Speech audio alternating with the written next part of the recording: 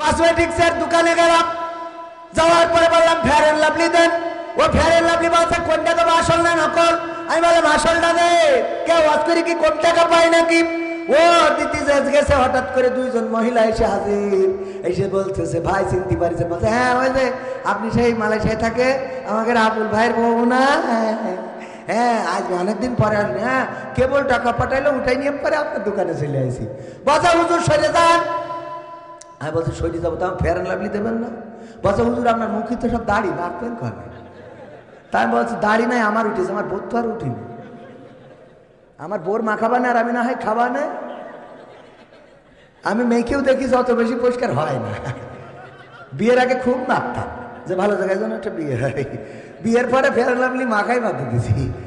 দরকার নেই, যা হওয়ার তা হয়েই গেছে, আর খেলা হবে না। হ্যাঁ ও আমার ভাই, এরপরে আমি বললাম দেন তাড়াতাড়ি। বলছে হুজুরটা একটু সরিয়ে দেবেন, মেয়ে মানুষের গায়ে যদি ঘেঁষা লাগে গুনাহ হবে তো। আমি বলছি ওরে বাবা, আমি হুজুর হাদিস বলবো না বলি তুমি কসমেটিক্স দোকানতে আমার ফতোয়া মারতেছো। এরকম ফতোয়া দেওয়ার লোক আছে না? এই মাহফিল থেকে স্পষ্ট করে বলে দিতে চাই, শায়েখ আকরামুজ্জামানকে বলছি আপনি শুনে নেন, আপনি মুসলমান কিনা আমরা সন্দেহ পোষণ করি, কারণ আপনি এমন একটা বিষয়ের সাথে এমন একটা বিষয়ের তুলনা করেছেন, বলার জন্য আরো অনেক কিছু ছিল না। আপনি যদি বলতেন দেখেন যারা বেদাত করে এই নামাজ পড়ার থেকে না পড়া ভালো, বলতে পারতেন। যদি বলতেন এই নামাজ পড়ার থেকে কম্বল মুড়ি দিয়ে শুয়ে থাকা ভালো, তাও বলতে পারতেন। যদি আপনি বলতেন এই নামাজ না পড়ে স্ত্রীর সাথে সময় কাটানো ভালো, তাও মনে কিছু নিতাম না, কারণ স্ত্রীর সাথে সময় কাটানো হালাল না হারাম? হালাল। সুতরাং এটাতেও সমস্যা নাই। কিন্তু আপনি এই সমাজের সবচেয়ে নিকৃষ্টতম জায়গা, সমাজ যেটাকে ঘৃণার চোখে শুধু দেখে না, বরং ওখানে যারা থাকে তারা ঘৃণার পাত্র শুধু নয়, বরং জাহান্নামের কীটগুলো সেখানে অবস্থান করে, আর ওই সাথে যারা সম্পর্ক রাখে তারাও জাহান্নামের কীট, বলেন ঠিক কিনা? সুতরাং আপনি একটা নামাজকে, ইবাদত বান্দেগীকারীকে, যে ইবাদতটা হাদিস দিয়ে প্রমাণিত, আল্লাহর নবীর স্ত্রী বিবি আয়েশা রাদিয়াল্লাহু তাআলা আনহা একদিন উঠলেন, উঠে চিন্তা করলেন যে আজকে ও ঘুম থেকে চেতনা পেয়ে দেখেন রাসূল পাশে নাই। চিন্তা করলেন হয়তো মসজিদে নববীতে আছে, ছুটে গেলেন মসজিদে নববী। চিন্তা করলেন অন্য বিবিদের ঘরে হয়তো আছে, খুঁজলেন কিন্তু পাইলেন না। মনে করলেন হয়তো মসজিদে নববীতে আছে, পাইলেন না। পরে দেখলেন মসজিদে নববীর পাশে জান্নাতুল বাকি আছে না নাই? জান্নাতুল বাকি যারা হজে গিয়েছেন তারা জানেন মসজিদে নববী থেকে একটু দূরে, সামান্য দূরেও নাই, একই চত্বর। আর এখন তো একটু পাঁচিল দিয়ে ঘেরা হয়েছে, আগে ছিল উন্মুক্ত। আল্লাহর নবী, আল্লাহর তখনকার জ্যোৎস্না রাত, চাঁদনি রাত, নিসফি সাবান কি মধ্যম শাবান মাসের মধ্যম রজনী, তো এটা কি চাঁদনি রাত, ফুল চাঁদনি রাতে আল্লাহর রাসূল একদিন চাঁদের রাতে আয়েশা রাদিয়াল্লাহু তাআলা আনহাকে বললেন, আয়েশা চলো আমরা একটু দৌড়াই। কোথায় দৌড়াবেন? ওই যে দূরে টিলা দেখা যায়, ওই টিলা পর্যন্ত আমরা দৌড়াবো। আমরা দৌড় দিয়ে দেখবো কে ফার্স্ট হইতে পারে, কে আগে যাইতে পারে, কে ফার্স্ট হইতে পারে আর কে আগে যাইতে পারে। আল্লাহর রাসূল বললেন নাও দাও দৌড়, 1 2 3 দৌড় দিয়েছে। আম্মা আয়েশা রাদিয়াল্লাহু তাআলা আনহা বয়স ছিল অল্প, দৌড়ায় ফার্স্ট হয়ে গেল। আম্মা আয়েশা খুব আনন্দিত পুলকিত হলেন, বললেন ওগো মুহাম্মদ, ওগো আমার স্বামী, আমি আপনাকে হারিয়ে দিলাম, আপনি কিন্তু হেরে গেছেন, গোল একখান দিয়ে দিয়েছি। আল্লাহর নবী বললেন টেনশন করার কিছু নেই, আবার একদিন দেখা যাবে। পরবর্তীতে আবার একদিন ডাকলেন, ডেকে বললেন আয়েশা চলো আজকে জ্যোৎস্না রাত, আবার যে একটু দৌড় দিলেন। ওই দিন আল্লাহর নবী জিতে গেলেন। আম্মা আয়েশা মাথা নিচু করে দাঁড়িয়ে রইলেন। আল্লাহর রাসূল বললেন আয়েশা তুমি মন খারাপ করো না, আগের দিন তুমি আমার একটা গোল দিছিলে, আজকে ডুরা করে দিলাম। সুবহানাল্লাহ বলবেন। আর এখনকার স্বামীরে বউয়ের সাথে সুন্দর করে কথা বলে না, কিন্তু ভাবির পালি একটু দৌড় প্রতিযোগিতা করবে, ঠিক না বেঠে? ভাবির সাথে হুজুর আপনি বউর সাথে দৌড়াতে বলেন না, যদি বলেন ভাবির সাথে পাল্লা দেবো, পাকা মুখ থাকা আছে না নাই? ওরে বউ আমার যেমন তেমন, শালি আমার মনের মতন গো, গান আছে না নাই? আবার ওই বউরাও বানাইছে স্বামী আমার যেমন তেমন, দাঁড়ায় আমার মনের মতন রে। এ যেরা মোরা নাউজুবিল্লাহ বারকি, এ সারাদিন সিরিয়াল দেখে, এ সারাদিন চার দোকানে বসে কারিনা কাপুর দেখে, তবে ওখানে তো পাখি 3 পিস দেখবে, ঠিক না বেঠে? তুমি সারাদিন বিড়ি খাওয়া। অনেকেই বলে হুজুর আমার বোর জন্য একটু দোয়া করে দেন যেন আবুল হেদায়েত দান করে। কেন কয় আমার স্ত্রী আমার কথা শোনে না, আমার মত মতো চলে না, এই করে না তাই করে না, আমার স্ত্রীর যেন হেদায়েত হয়ে যায় সেই দোয়া করে দেন। আমি বলি তুমি কি নামাজ পড়ো 5 ওয়াক্ত? কয় না হুজুর টাইম পাই নাই। কলাম তা তোমার তো এখনো হেদায়েত হয়নি, ওর হেদায়েত কর্ম কি করি? ঠিক না বেঠিক? হেদায়েত আগে হওয়া দরকার কার? সারাদিন চায়ের দোকানে বসে বিড়ি টানবেন, বিড়ি খেয়ে খেয়ে মাঝে মাঝে অনেকেই আছে আমারও ভক্ত, ওরা আবার মাইন্ড করবেন না, খুব ভালোবাসে, এসে বলে হুজুর আমি আপনার ভক্ত, একটা সেলফি তুলবো। এই কথা বলার মধ্যে ভকাত করি যে আল্লাহর ওলি, ওই যে ওই গন্ধ যে বেরোয় সহ্য করা কষ্ট হয়ে যায়, তারপরেও তো ভক্ত, একটু সহ্য করি যে নে তোল ভাই, কারণ তুই ভিডিও দেখলে আমার দুটো পয়সা হয়। আমাদের এক স্যার বলল তার এক চাচা ছিল সমবয়সী, কিছু চাচাও থাকে বন্ধুর মতো, থাকে না থাকে না, সমবয়সী চাচা অভিযোগ করেছে দেখ তোর চাচি আমাকে একটু কিস করতে দেয় না। আমি বাংলাটা বললাম না, ইংরেজিটা বুঝে নেন। বলছে কিস করতে দেয় না, তুই যদি পারিস তো চাচির একদিন বলছেন সমস্যাটা কোন জায়গায়, জিজ্ঞেস করেছে চাচা অভিযোগ করলো তুমি নাকি একটু কিস। বলছে তোমার চাচা ওই বিড়ি খেয়ে খেয়ে মুখ এত গন্ধ করেছে যে ওর পাশার কাছে মুখ নিয়ে যাবে, তা মুখের কাছে না। এরকম আছে না নাই? এই জাতীয় যদি থাকেন, বাইরে কষ্ট করে বাড়িওয়ালার কষ্ট দিয়েন না, ওইটা একটু ছাড়ে, ওইটা ছেড়ে ভালো হয়ে যান। টাকা সেভাবে, সন্তান সেভাবে, স্ত্রীরাও ভালো বলবে যে না আমার স্বামী ঠিক আছে, কিন্তু আপনার মুখ দিয়ে সুসব পুরাই খালুয়া তো গন্ধ কয় না, যা আপনি পুরাই খান। ঠিক না বেঠিক? এই কাজগুলো করে। আর ওয়াজ শুনে এক স্বামী কলারোয়ার, ও ওয়াজ শুনেছে স্ত্রী যদি নামাজ না পড়ে তাহলে স্ত্রী যদি নামাজ না পড়ে স্বামী জাহান্নামে যাবে। এই ওয়াজ শুনে বাড়ি যেয়ে পর বলছে ওট, বলছে কেন? বলছে ওট কি হয়েছে, নামাজ পড়তে হবে কেন? বলছে হুজুর বললো বউ যদি নামাজ না পড়ে স্বামী জাহান্নামে যাবে। তা বলছে তা অসুবিধা কি? অসুবিধা কি মানে? এই তোর বিয়ে করে নিয়ে আসলাম আমি, আর তোর জন্য আমি জাহান্নামে যাবো, তুই কি মনে করিস? অসুবিধা কি মানে? অসুবিধা কি? আরে বাবা অসুবিধা কি আবার করি? অসুবিধা কি? তুই যদি নামাজ না পড়িস তা আমি জাহান্নামে যাবো, অসুবিধা না? তা বলছে তুমি তো নামাজ পড়ো না। বলছে আমার জন্য আমি জাহান্নামে যাবো, তোর জন্য যাবো কেন? আমার জন্য আমি যাই, অসুবিধা নেই, কিন্তু তোর জন্য তো আমি জাহান্নামে যেতে পারবো। বলছে কাল খেতে পড়বান, তুমি ও করি না কাল খেতে, এখন শীতের রাত ডিস্টার্ব করে। কি শীত, ও আগে নামাজ পড়ি কাল বেশি থাকবো, তার কোনো গ্যারান্টি আছে? উঠাইতে ওই শীতি উজু করাই নিয়ে আইসে শীতি বউ কাটতে বলো এখন রাত 12টার সময় কে নামাজ কি পড়বো কোন চূড়া, রুকু কয়টা সিজদা কয়টা? বলছে যাই পড়, বলছে যাই পড় মানে কে রাত্রি উঠাই উজু করে যাই পড়, পাকামো পাইছা তুমি? শীতি কাটতেছি বলো, এখন না হলে তুমি সামনে দাঁড়াও, অনুমতি করো, আমি পিছনে দাঁড়াচ্ছি। আছে ওরা করে না, কালকে তো পয়সা নেই, হয়ে গেছে আমল করা আছে না নাই? নিজে জানে না, নিজে মানে না, আবার স্ত্রীর তাপসী রাবিয়া ভাবে, স্ত্রীকে তাপসী রাবিয়া বানাইতে চায়। ওগো আমার স্বামীরা, ওগো আমার ভাইয়েরা হবে না, ওগো আমার বাবাজিরা হবে না, যতক্ষণ পর্যন্ত না আপনি নামাজি হবেন, আজান হয়ে যাবেন, মুয়াজ্জিন বলবে সালাতু খায়রুম মিনান নাওম। যখন বলবে আপনি মসজিদে চলে যাবেন, ঘুম থেকে উঠবেন, উজু করবেন, মসজিদে যাবেন, আপনি মসজিদ থেকে এসে দেখবেন আপনার স্ত্রীও যায় নামাজের পাটিতে বসে, হয় নামাজে না হয় কোরআনে তেলাওয়াতে ব্যস্ত আছি। ঠিক না বেঠে?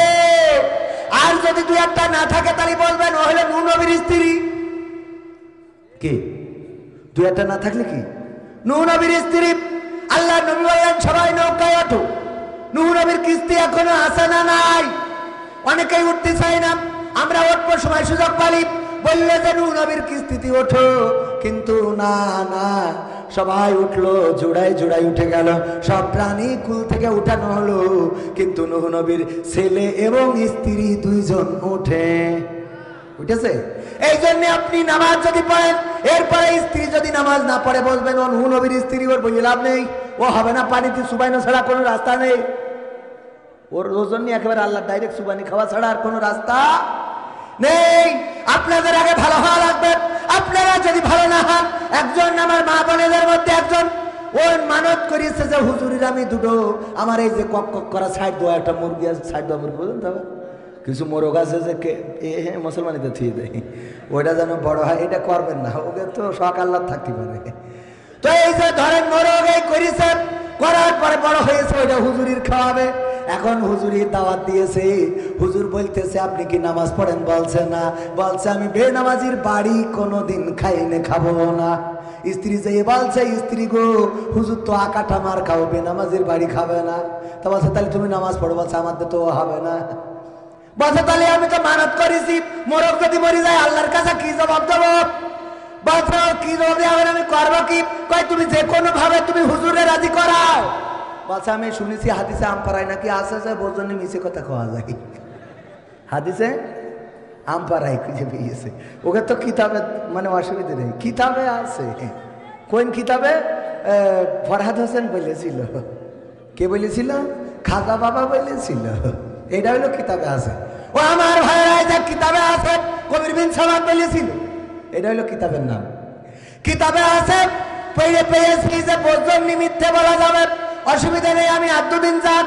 তারপরে হুজুরের বলে দুদিন পরে হুজুরি বলছে হুজুর আমি নামাজ পড়া ধরেছি, এবার দাওয়াত জানেন। বলছে তাহলে ঠিক আছে যাবা নে। হুজুর এসেছে, ভাত নিয়ে বসা, গোশতের মুরগির মোরগের গোশ দুই বাটিতে, খুব সুন্দর।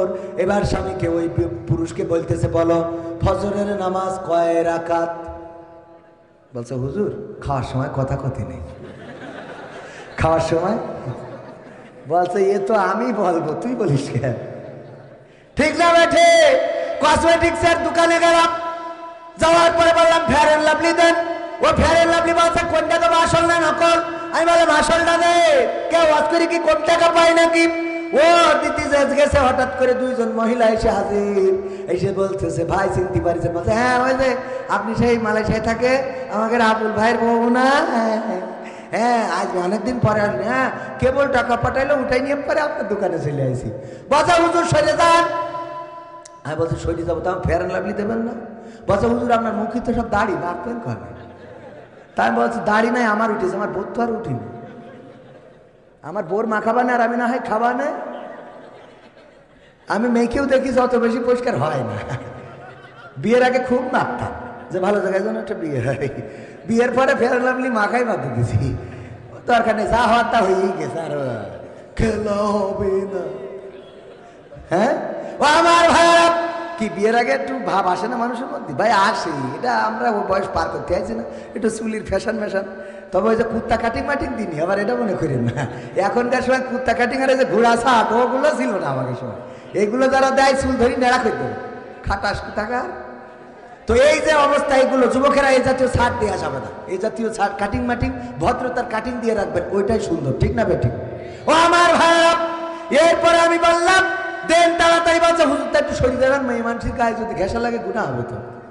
আমি বলছি ওরে বাবা, আমি হুজুর হাদিস বলবো না বলি তুমি কসমেটিক দোকানতে আমার ফতোয়া মারতেছ। এরকম ফতোয়া দেওয়ার লোক আছে না নাই? তো এখন ওই যে বলছে যে বলেন আপনি ফজরের ফরজ নামাজ কয় রাকাত? আমি না শুনে খাবো না। বলছে হুজুর খাওয়ার সময় কথা বলতে কি? খাওয়ার সময় কথা বলতে নেই সে আমি জানি, বলা যাবে কি যাবে না, আমার গুনাহ হবে না, বলেন আপনি। বলছে হুজুর খেয়ে নেন, খাওয়ার শেষে লাস্টে বলে দেবো, শুনে চলে যাবেন। স্ত্রী রান্নাঘরতে ইশারায় বলতেছে বলো 2 রাকাত 2 রাকাত, রান্নাঘরতে দেখাইতেছে নকল। বলছে হুজুর খাইলেন, হুজুর খান, লাস্টে আরে বউ বলছে 2 রাকাত। বলছে হুজুর বলাই কি লাগবে? হ্যাঁ বলা লাগবে। হুজুর ফজরের ফরজ নামাজ হলো 4 রাকাত। হুজুরের রাগ হয়ে গেছে, উঠে দিয়ে হাঁটা। ফজরের ফরজ নামাজ পড়া ধরেছে, আমার সাথে মিথ্যে কথা। উঠি যে হাঁটাতেছে, স্ত্রী রান্না ঘরতে ঝাঁপ দেয়সি, বলছে এই মোরগ আমার এই মানতের গোস্ত হুজুরির খাওয়ানো লাগবে, না হলে আমি আল্লাহর কাছে দায়িত্ব দেবো। এই এখন হবেটা কি? তুমি কইলে কি? আমি কবার রান্না ঘরতে দেখালাম 2 রাকাত 2 রাকাত, এটা দেখাতে পারলো না? বলছে এই জন্যই তো আল্লাহ তোর বউ করে রেখেছে। এই আমি যে হুজুরি 4 রাকাত বলি রাখতে পারিনি, ও 2 রাকাত বললি থাকতো, ও তো মারিয়ে বসতো আমার। আমি তো 2 রাকাত বাড়াই বলেছি, তাই থাকলো না। আর 2 রাকাত বললে থাকে। কি হবে বেঁচে থেকে অযথা বিদ্যা শিখে, যদি না গড়তে পারি শোষণবিহীন সমাজটাকে? কি হবে বেঁচে থেকে? কি হবে ছাত্র সেজে চুমু খেয়ে সরদ খানা, যদি হয় বিদ্যালয়টা প্রতি তাদের 8টা খানা? কি হবে ছাত্র সেজে চুমু খেয়ে শরৎ খানা যদি হয় বিদ্যালয়টা শরীফাদের আড্ডাখানা এর চেয়ে মরাই ভালো দেশ ছেড়ে যাওয়াই ভালো এর চেয়ে মরাই ভালো দেশ ছেড়ে যাওয়াই ভালো কি হবে ধোকা দিয়ে বিবেকটাকে কি হবে ধোকা দিয়ে বিবেকটাকে কি হবে বেঁচে থেকে অযথা বিদ্যা শিখে যদি না গড়তে পারি শোষণবিহীন সমাজটাকে কি হবে বেঁচে থেকে কি হবে যুবক নামের বোঝা হয়ে এই ধরাতে যেখানে মা বোনেরা ধর্ষিতা হয় দিনে রাতে কি হবে যুবক নামের বোঝা হয়ে এই ধরাতে যেখানে মা বোনেরা ধর্ষিতা হয় দিনে রাতে যৌবনের সার্থকতা ঘুষিবে সকল ব্যথা যৌবনের সার্থকতা ঘুষিবে সকল ব্যথা পারো যদি বলি দিতে মানুষরূপী পশুটাকে পারো যদি বলি দিতে মানুষরূপী পশুটাকে কি হবে বেঁচে থেকে অযথা বিদ্যা শিখে যদি না গড়তে পারি শোষণবিহীন সমাজটাকে কি হবে বেঁচে থেকে কি হবে লেখালেখি কলমবাজির এই মহৎ সমাজের আসল চিত্র যদি না যাই তুলে ধরা কি হবে টিভি চ্যানেল সাংবাদিকের এই ক্যামেরা সমাজের আসল চিত্র যদি না যাই ভিডিও করা যদি ওই ঘুষের বলে কলমটা উল্টো চলে যদি ওই হ্যালো কলে ক্যামেরা উল্টো বলে তবে কি যাবে রোখা দুর্নীতিকে যাবে তবে কি যাবে রোখা দুর্নীতিকে কি হবে বেঁচে থেকে অযথা বিদ্যা শিখে যদি না গড়তে পারি শোষণবিহীন সমাজটাকে কি হবে বেঁচে থেকে কি হবে নামাজ রোজা ইমানদারির ভয় করে কোরআনের কর্মীগুলো থাকে যদি কারাগারে আছে না নাই আমার মামুনুল হক এখনো পর্যন্ত কারাগারে হাজিরা দিতে দিতে ক্লান্ত শ্রান্ত আর আমার পরিমধুর আমার পরিমণি না আপনাদের পরিমণি যখন জেলখানায় যায় ওখান থেকে বের হয় হাতে থাকে মেহেদির রং ঠিক না বেঠে অবস্থা খুব খারাপ কয়দিন আগে পত্রিকায় দেখলাম এক মাদক মামলার আসামি সে মাদক মামলায় হাজিরা দিতে এসে আবার পুলিশের মোটরসাইকেল চুরি করে নিয়ে বাড়ি চলে গেছে সহ্য না করি পারবেন কি করি কর হ্যাঁ এর মতো ব্রিলিয়ান্ট আর আছে এক মামলায় হাজিরা দিতে যে আর একটা দেশ বেরিয়ে আল্লাহ রে এই জাতীয় মানুষেরা যায় আবার মুক্তি পায় মুক্তি শুধু পায় না ডাইরেক্ট মোটরসাইকেল পুলিশের গাড়ি চুরি করে বাড়ি গেছে তাহলে পাটাটা দেখে বুকের পাটা আছে না নাই অথচ আমি মাঝে মাঝে প্রায়ই বলবো আজকে বলবো বর্ডারের কাছে যাদের বাড়ি তারা বসবেন মিস্টার বল্টু মিয়া ও সাইকেলে করে আধা বস্তা বালু নিয়ে আসতেছে বলতেছে বল্টু তোর সাইকেলে কি করে কি পাচার করছিস বলছে স্যার বালু স্যার কয় বালু কি বাংলাদেশে নেই ভারত থেকে কেন পাচার করা লাগবে বলছে স্যার চেক করে দেখেন বালু স্যার খুলে দেখে সত্যি না বালু কাছে যা ছেড়ে দিলাম পরে দ্বিতীয় দিন আবার সাইকেলে করে আধা বস্তা বালু এই বল্টু দাঁড়া সাইকেলে করে তুই বস্তায় করে কি পাচার করছিস স্যার বালু স্যার কয় প্রতিদিন বালু না চেক করবো দাঁড়া চেক করে দেখে না সত্যি বালু ছেড়ে দিয়েছে রে এরপরে আবার পরে তৃতীয়তম দিনে দেখে সাইকেলে করে নিয়ে আসতেছে এই সাইকেলে করে কি পাচার করছিস স্যার বালু স্যার এই বালু প্রতিদিন এই বালু ঢাকায় পাঠাবো তারপরে চেক করা হবে যে এই বালু নাকি অন্য কিছু ঢাকায় পাঠালো চেক করা হয়ে গেল চেক করার পরে দেখে না বালু ছাড়া কিছু নেই বল্টুর সাথে মুরারি কাঠির বাজারে দেখা বল্টুরে বলতেছে বল্টু তুই একটু আল্লাহর কিনে করি আজকে ক তুই প্রতিদিন সাইকেলে করে আধা বস্তা বালু কেন পাচার করিস বালু কি বাংলাদেশে নেই যে তোর ভারতে পাচার করতে হবে এত কষ্ট করিয়ে বলছে স্যার সত্যি বলবো নাকি বলছে তুই সত্যি করি ক তোর মা বাপের দোহাই দিয়ে বলছে আল্লাহর কসম দিয়ে বলছি বলছে স্যার গো আমি আসলে সাইকেলে করে বালু পাচার করি না আমি ডাইরেক্ট ওই সাইকেলটা পাচার করি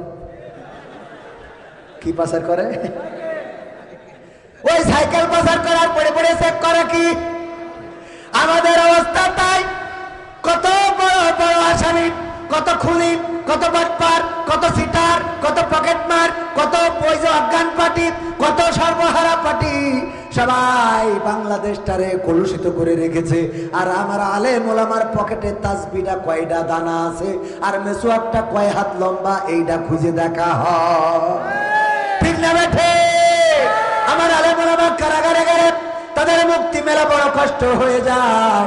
অথচ বাংলাদেশ থেকে আমার টাই পরা কোট পরা মানুষেরা যখন সরকারের টাকাগুলো নিয়ে যায় সুইজারল্যান্ডের সুইস ব্যাংকে, অথবা কানাডার বেগম পাড়ায়, কিংবা লন্ডনের সিলেটি পাড়ায়, অথবা আমেরিকার বাইডেনের হোয়াইট হাউসের পাশে, এদেরকে ধরার মতো দেখার মতো তেমন মানুষ পাওয়া যায়। তবে একটা বিষয় মাথায় রাখবেন, সবাই খারাপ না, আবার সব কিছু খারাপ না। অনেকেই মনে করে আওয়ামী লীগ মানে খারাপ, পুলিশ মানে খারাপ, বিডিআর মানে খারাপ, বিজেপি মানে খারাপ, জামাত মানে খারাপ, কওমি মানে খারাপ, মাঝভান্ডার মানে, যে যেটা ভালো মনে করে ওর বাইরে সবাইরে কি মনে করে? খারাপ মনে করে। এটা মনে করা যাবে? আমার প্রশাসনের ভাইয়েরা অনেক ভালো মানুষ, দেখেন পূজা হচ্ছে, মাইক চালাইতে দেশে, আমাদের মালিক মাইক চালাইতে দেশে না, ও দু একদিন বন্ধ করে, কিন্তু ওটা ভাইদের দোষ না। ভাইদের উপর থেকে মাঝে মাঝে যখন আসে তখন বন্ধ করা লাগে না? লাগে না? আমার এখান থেকেও কাটি করার লোক আছে না নাই? এই দিকে বলে ফরহাদ ভাই, আমাদের ফরহাদ হোসেন ভাই বলে তোরা মাহফিল কর, আমি আমার পক্ষ থেকে 5,000 টাকা দিলাম, আর ফোন করি বলে স্যার একটু দেখে রেখে ওরা আওয়াজ দেবো, সব মাহফিল মারা আছে না? মানে আপনি এখানে দেয় আর ওখানে কাটি দেয়, আছে না নাই?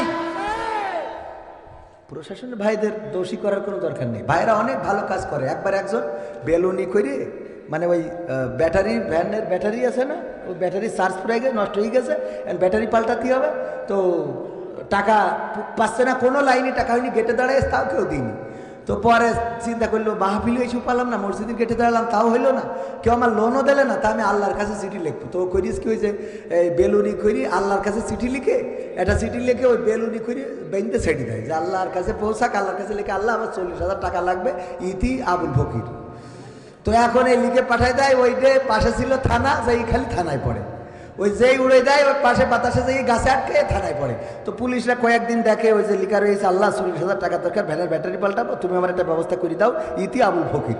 তো এই দেখে ওই পুলিশরা চিন্তা করলো আমাদের একটা কিছু করা দরকার, গরিব মানুষ প্রতিদিন আল্লাহর কাছে চিঠি লেখে।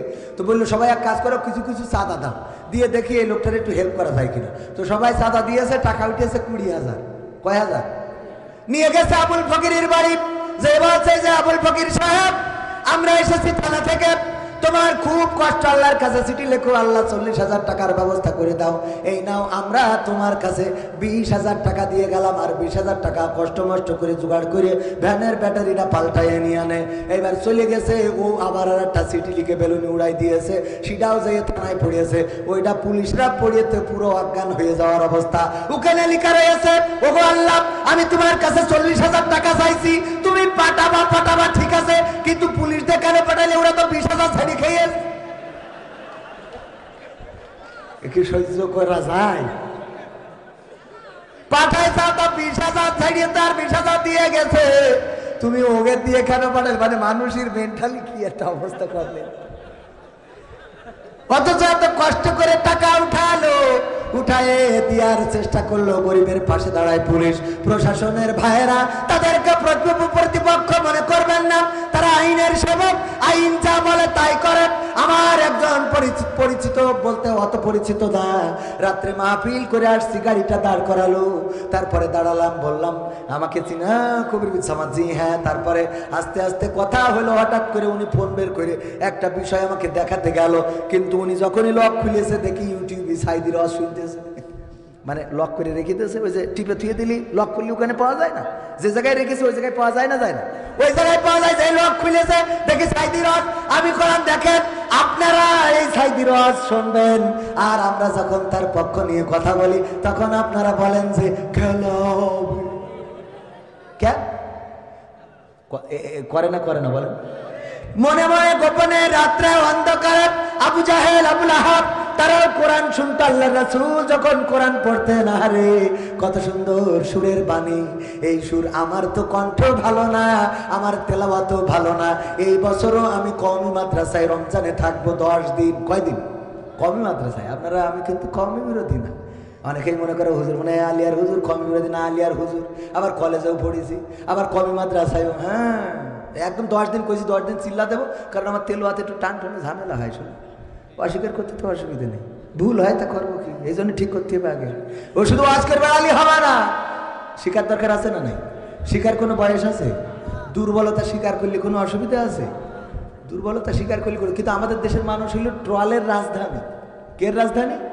ট্রলের রাজধানী। কেউ যদি সরলভাবে কিছু প্রকাশ করে ওইটারে ট্রল করবে। দেখো নিজে মুখী বললো, সে কিছু জানে না। তা জানি না তো, আমার থেকে বড় জানেওয়ালা কে? আল্লাহ থেকে আমরা বেশি জানি না? জানি না। আমি অনেকের থেকেই কম জানি, এটা বলতে কোনো অসুবিধা নেই, কারণ জানি কম। বেশি বললে লাভ আছে কোনো? বেশি বললি ওই সেই ওই ইমামের মতো হবে। এক ইমাম একজন জুব্বা গায়ে দিয়ে বাজার গেছে, বাজার করতে মাগরিবের ওয়াক্তে ইমাম নেই, মানে আজ ইমাম গেছে ছুটিতে, বাইসে কাছে হয় না ঠিক মতো, তো ছুটিতে গেছে। যাওয়ার পরে যে ইমাম সাহেব ওই জহর আর আসর পড়াইতেছে, যে পেরিয়ে আমার ফরহাদ হোসেন ভাই পড়াইছে, কারণ জানে যে জহরে আর আসরে একটু থেকে সিজা করলে হয়, অসুবিধে নেই। কিন্তু মাগরিবের সময় বলছে না আমি সামনে যাবো না বাবু, তোমরা যাবো। এখন কেউ সামনে যেতে চাই না, যে আমি যাবো কি, আমার যে সূরা ফাতিহা যা পড়বানে এ শুনে ফেরেশতা তো দৌড় দিবেন ওই শয়তান আসবেন না, এরকম আছে না? আমি বলছি সূরা ফাতিহা পড়েন দিন, বলছে আউযু বিল্লাহি মিনাশ শাইতানির রাজিম মালিকি ইয়াউমিদ্দিন। কোয়ান্তে করে নিয়ে যে লাগাই দিলে আমি নিজেও টের পেলাম না। তো এই হলো অবস্থা। এখন বলছে তাহলে চলে একটা ইমাম খুঁজে দেখি মুরালিকাঠির বাজারে বা কলারুয়ার বাজারে যাই, দেখে যে একজন জুব্বা গায়ে দোয়া বাজার করতেছে। বলছে হুজুর একটু আসেন, একটু নামাজটা পড়াই দেন হুজুর। তা বলছে ভাই আমি পারি না, আমার নিয়ে হবে না। তো বলছে না আরে বাবা, যারা পারে তারা এরকম কয় আসেন দিন, মাগরিব ওয়াক্ত চলে যাচ্ছে, সেই দিনই দাঁড়াইছিলাম, কেউ আসলো না, একটু আসে। জোর করে টেনে নিয়ে সামনে দাঁড় করাইতেছে। ও প্রথম রাকাতে সূরা ফাতিহার সাথে সূরা ইখলাস পড়িয়ে সিজদায় যাইয়ে বলছে আল্লাহ সারা জীবনে যা মুখস্থ করিস তাতে এক রাকাতে 23 শেষ, দ্বিতীয় রাকাতে করবো কি? তো আস্তে আস্তে একা একা উঠে, ওই সময় মসজিদ ছিল চাষের বেড়া, খেজুরি পাতা দিয়ে ইটি করা হইতো, তো এক পাশে দেখে একটু ফাঁকা আছে, ও উঠে বাজার করতে চলে গেছে। আর এরা তো সিজদায় পড়ে আছে, মনে করছে আল্লাহ কত বড় আল্লাহর ওলিরে যে আজকে নিয়ে আইছি, তো এক সিজদায় ফুলসিরাত পার করতে দেবে। কিন্তু কিছু তো ডিজিটাল মুসাল্লি থাকে না, টিকটক মুসাল্লি। পিছনতে একজন উঠি বলছে সব যে পড়িয়া আছে সেই ইমামই তো নেই। তো সবাই উঠি কয় খেরে ইমাম নেই মানে? পরে দেখে না সত্যি ইমাম নেই, কয় যার সেই নামাজ পড়ো, তারপরে নামাজ শেষে ইমামের খোঁজা হবে। নামাজ শেষে যেই দেখে মেসো হাটে মাছ কিনতেছে, বলছে হুজুর এখানে আসেন, আপনি এ করলেন কি? বলছে কি করেছি? কি করেছি মানে আপনি কিচ্ছু করেননি, আমাকে ওখানে কি কায়দায় ফেলে ছাড়লেন আপনি। আপনি যদি আজকে যদি ওই শ্যামাটা না উঠতো তো আজকে সকালেই যেত, তা তো টের পাতাম না। তো বলছে ভাই আমি বললাম না যে আমি পারি না।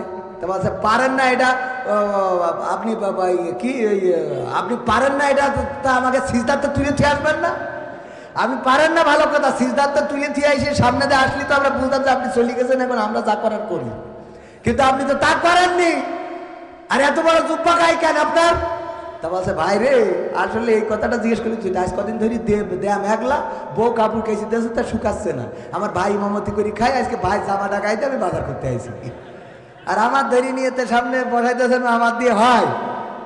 তো আমার অবস্থা ঠিক ওই ওই ওই হুজুরির মতো, এই ধরি নিয়ে চেয়ারে বসাই দেন, আমি সেই বেড়া খুঁজি যে কমলে তোড় দেবো। আর বেশি সময় বাকি নেই, আর 20 মিনিটের মধ্যে বেড়া খুঁজে পার হয়ে যাবো ইনশাআল্লাহ। কালকে মাহফিল হইল পঞ্চগড়। কি গড়? পঞ্চগড়। এই রাত্রি অর্ধেক পথে গইছুতি হবে, তা না হলে কালকে যেয়ে পৌঁছতে পারবো না। তো এই জন্যেই আমার বলছিল যে হুজুর আপনার যদি প্রধান বক্তার পরে উঠায় তাহলে কি আপনি অখুশি হবেন? বললাম অখুশি তো অখুশি, কথাই তো বলবো না, কেন আমি দ্বিতীয় বক্তা, আমার ভাড়া করেছেন তৃতীয় বক্তার, আমি প্রধান বক্তার কাজ করবো কেন? এই চায়ের দামে শরবত চালিত হবে না, হবে? বা টিকিট করেছেন আপনি নর্মালে, এসি খুঁজতেছেন, হবে? হ্যাঁ, তো এই জন্য আমি দ্বিতীয় বক্তা, সেকেন্ড বক্তার ওয়াজ করে চলে যাবো। প্রধান বক্তা এসে কুপান দেবে লাস্টে। থাকবেন তো ইনশাআল্লাহ? থাকা যাবে ইনশাআল্লাহ? তাহলে গানটা গায় আর একটু নাকি? কি হবে বেঁচে থেকে, কি হবে নামাজি রোজা ইমানদারির বড়াই করে, কোরআনের কর্মীগুলো থাকে যদি কারাগারে। কি হবে নামাজি রোজা ইমানদারির ভয় করে, কোরআনের খাদেম যারা তারা যদি থাকে কারাগারে। মসজিদের কোণে বসে জিকির যত করো কষে, মসজিদের কোণে বসে তসবিহ যত টানো ঠেসে, এভাবে যায় না পাওয়া আল্লাহকে, যাবে এভাবে যায় না পাওয়া আল্লাহকে। কি হবে বেঁচে থেকে অযথা বিদ্যা শিখে, যদি না গড়তে পারি শোষণবিহীন সমাজটাকে। কি হবে বেঁচে থেকে, কি হবে আলেম হয়ে ইমাম সেজে মসজিদেতে, পারো যদি সত্য কথা উচ্চ স্বরে না বলিতে, কি হবে আলেম হয়ে ইমাম সেজে সমাজেতে। পারো যদি সত্য কথা উচ্চ স্বরে না বলিতে, স্যাক্রিফাই করো যদি ছেড়ে দাও ইমামতি, স্যাক্রিফাই করো যদি ছেড়ে দাও ইমামতি। কি হবে ধোঁকা দিয়ে আল্লাহকে, কি হবে ধোঁকা দিয়ে আল্লাহকে, কি হবে বেঁচে থেকে অযথা বিদ্যা শিখে যদি না গড়তে পারি শোষণবিহীন সমাজটাকে। কি হবে বেঁচে থেকে, কি হবে নেতা হয়ে জনবলে ঘাট ফুলিয়ে, কলারুয়া গরম দেখে যদি থাকো ঘরে শুয়ে।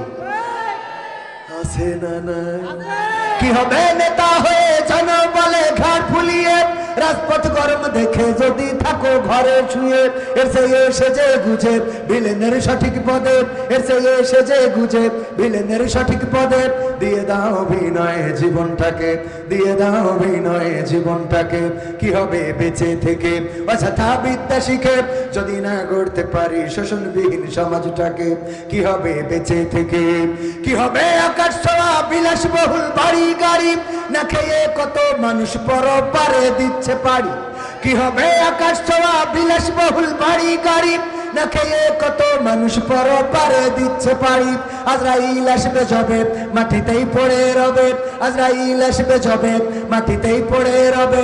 কোনো কাজে লাগবে না ওই প্রাসাদটাকে, কোনো কাজে লাগবে না ওই প্রাসাদটাকে। কি হবে বেঁচে থেকে অযথা বিদ্যা শিখে যদি না গড়তে পারি শোষণবিহীন সমাজটাকে। কি হবে বেঁচে থেকে, সেই শোষণ মুক্ত সমাজ যদি গড়তে হয় কোরআনের কোনো বিকল্প কি আছে? এই কোরআনের কোনো বিকল্প নাই।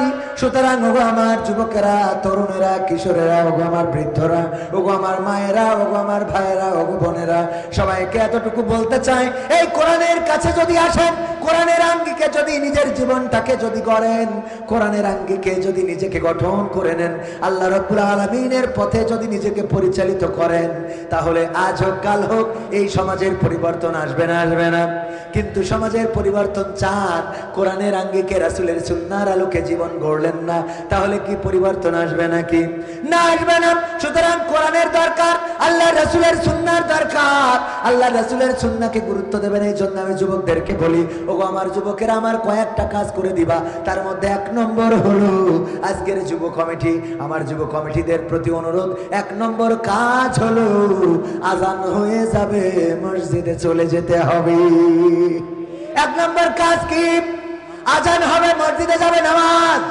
আল্লাহ রাসূল ইন্তেকালের সময় সর্বশেষ যে কথাটা বলেছেন সেটা বলেছেন সালাত, নামাজ। নামাজ, তোমরা নামাজ ছেড়ো না। আল্লাহর নবী নামাজকে এত গুরুত্ব দিলেন, ইন্তেকালের সময়ও বললেন, ওগো আমার যুবকেরা, ওগো আমার তরুণেরা, সেই নামাজ ছেড়ে দিয়েছো, মসজিদে পাওয়া যায় না। যুবকেরা, মসজিদে যেতে হবে। 1 নম্বর কাজ। এই মাহফিল দিয়ে কোনো ফায়দা নাই। এই মাহফিল কোনো ফায়দা নাই বলতে না, মাহফিল দিয়ে যদি নামাজ না পড়েন তাইলে কোনো ফায়দা হবে? আপনি মাহফিল দিলেন, মাহফিল করলাম, নামাজ পড়ি না, কোনো লাভ আছে নাকি? না, লাভ নাই। সুতরাং নামাজি হতে হবে, 1 নম্বর কথা। 2 নম্বর কথা হলো দাড়িটারে শেভ না করে সেভ করতে হবে। কি? দাড়িটা সংরক্ষণ করতে হবে, মুখে রাখতে হবে। দাড়িটা রাখবেন, রাসূলের সুন্নাত একটা মাত্র আপনার সাথে কবরে যাবে, আর একটাও কবরে যাবে না, সেটা হলো এই দাড়ি। রাসূলের সুন্নাহ, এই দাড়িটা রাখবেন, দাড়িটা আর চেঁচে ফেলা যাবে না, দাড়িটা সুন্দর করে রেখে দেবেন। তারপরে 3 নম্বর কাজ হলো টাকনুর উপরে কাপড় পরবে। টাকনুর উপরে যত বড় টাইট প্যান্ট হয় পরেন, পিসাব পিত্তি যাই যদি প্যানে লেগে যায় আমার দোষ না, কিন্তু টাকনুর উপরে পরতে হবে। ঠিক আছে তো? আপনি টাইট প্যান্ট পরলেও হয়তো অসুবিধা নাই, হয়তো রুকু সিজদাতে গেলে পাশ আগলা হয়ে যায়, তাও আল্লাহ মাফ করলে করতে পারে। কিন্তু আপনি যদি টাকনুর নিচে কাপড় পরেন অহংকার বশত, আল্লাহর নবী সাল্লাল্লাহু আলাইহি সাল্লাম বলেছেন ওই অংশটুকু জাহান্নামে চলে যাবে। বলেন নাউজুবিল্লাহ। আসলে ওই অংশটুকু তো আর কেটে জাহান্নামে দেওয়া হবে না, কেটে দেওয়া হবে। তার মানে ওর টানে ডাইরেক্ট যাওয়া লাগবে না, লাগবে না। টাকনুর উপরে কাপড় পরবেন। 4 নম্বর, ফোন থেকে ফ্রি ফায়ার, পাবজি সহ যত ডিজিটাল খেলার অ্যাপস আছে, টিসুম টিসুম টিটি ওরে মারো এরে মারো, উসকা মারেগা ইসকে মারেগা, এইগুলো করা যাবে ডাইরেক্ট আনইনস্টল। ডাইরেক্ট কি করা যাবে? আনইনস্টল করতে হবে। এই অ্যাপস গুলো যাদের ফোনে আছে এরা মানসিক বিকারগ্রস্ত। ঠিক না বেঠিক? মানসিক বিকারগ্রস্ত। এই জন্য আমি যুবকদেরকে মাঝে মাঝে বলি, আজকালকের ছেলেরা বই নিয়ে আর বসে না, ও বাবা গুগলে সার্চ করিয়া পড়ি। ওরে কালের মেয়েরা কোরআন হাদিস ধরে না, আমার এখনকার কলিযুগের মা বোনেরা কোরআন হাদিস পড়ে না, ও আল্লাহ টিকটকে ভিডিও ওরা করে না করে মানে কি? গদখালিতে দেখলাম একটা টিকটক বানানোর জন্য টেবিল বানাইছে, আর সেই টেবিলের উপরে দাঁড়ায় মেয়েটা, দাঁড়ায় আর ডান্সও দিতে থাকে, আর ফোন লাগানোর ব্যবস্থা করেছে, মোটর চালাই দিয়েছে, ফোন চারিদিকতে ঘোরে, আর ও তাকে নাকে দিনটা করে করে নিজের কোনে কোন সাইজ ওইগুলো দেখাই দেয়। আপনাদের চোখের সামনে পড়িয়েছে না পড়ে না? পড়িয়েছে। আবার অনেকেই কবেন যে হুজুর খালি সব আপনার চোখের সামনে পড়ে।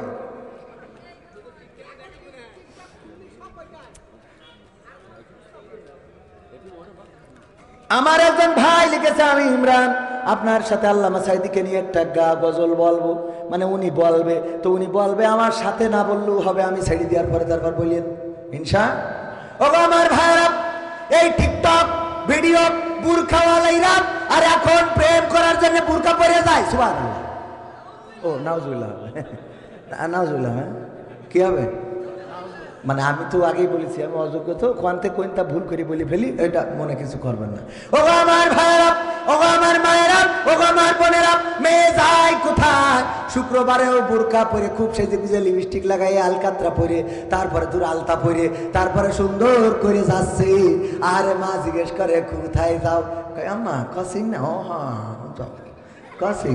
শুক্রবারও কসিং, শুক্রবারেও কসিং, আমফান হইলেও কসিং, সুনামি হইলেও কসিং, করোনা হইলেও কসিং, পৃথিবীর সব বন্ধ, কিন্তু ওর মেয়ের কসিং বন্ধ করতে পারল না।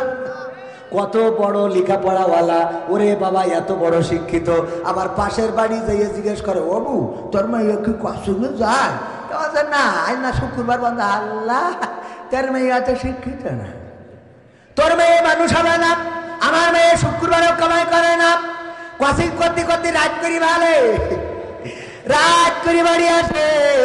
আরে আমার মেয়ে কত ট্যালেন্ট, কত পড়ার জন্য মনোযোগী, হঠাৎ করে 3 দিন ধরে খুঁজে পাওয়া যাচ্ছে না।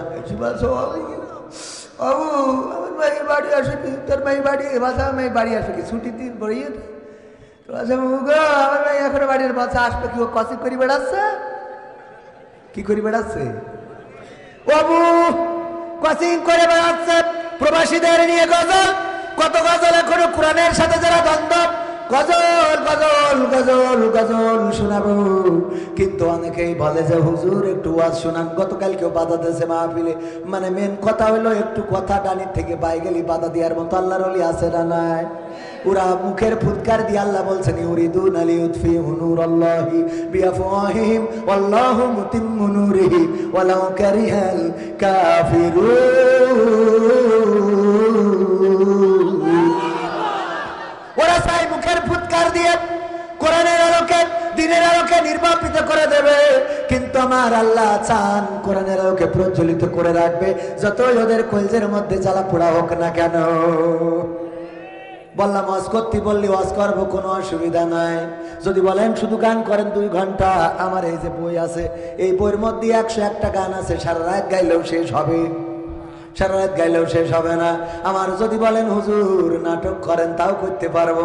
যদি বলেন এই হ্যালো বলেন, তাও বলতে পারবো। যদি বলেন খেলা হবে বলেন, তাও বলতে পারবো। যদি বলেন ভাষণ দেন, তাও বলতে পারবো। এলেম কম, কিন্তু এসব কণ্ঠগুলো আছে না নাই? আল্লাহ এক একজনের এক এক কোয়ালিটি দেয় না? পাগল, আমার ভুল হয়ে আছে, ক্ষমা করে দেন। একটা কোয়ালিটি দিয়েছে না দেয় নাই? তবে একটা বিষয় আমার ইউটিউবার ভাইদেরা বলি, সচেতন হওয়া দরকার। হিরো আলমকে নিয়ে মিডিয়া কত মাতামাতি করে। হিরো আলম পাশে একটা কি যেন নাম, একটা মেয়ে নিয়ে যেখানে সেখানে সংবাদ সম্মেলন করে। সেদিন দেখলাম সাংবাদিকরা জিজ্ঞেস করেছে, এই কি মনি যেন নাম? রিয়ামণি। রিয়ামণি, দেখো দেখো, রিয়ামণির ভক্ত আছে না নাই? না, ও ভক্ত না, এমনি মনে পড়িস তাই বলেছে। রিয়ামণি, সাংবাদিক বলছে রিয়ামণি কি আমার ওই হিরো আলমের বাচ্চা হিরো আলম আপনার বউ নাকি বিয়ে করে নাকি? হিরো আলম খেপে গেছে, আপনি এই প্রশ্ন করলেন কেন? আপনার এই জিজ্ঞেস করতে পারেন না? সাংবাদিকদের একদম কুপান দিয়ে বসাই থুয়ে দিলে। অথচ আমার মামুনুল হক যখন ধরা খেল, ওই যে উনি মামুনুল হকের বিবাহিত বউ, তারপরেও সাংবাদিকরা উল্টায়ে পাল্টায়ে ঘুরাইয়ে পেঁচাইয়ে কত কি করে দিলেন। বলেন সুবহানাল্লাহ। নাউজুবিল্লাহ। বলেছে না বলে নাই? করেছে না করে নাই? শুধু করে নাই, বরং বিবাহিত স্ত্রীকে দিয়ে মামলা করিয়েছে, ধর্ষণ মামলা। আর সেই মামলায় এখন পর্যন্ত জেলে আছে আমার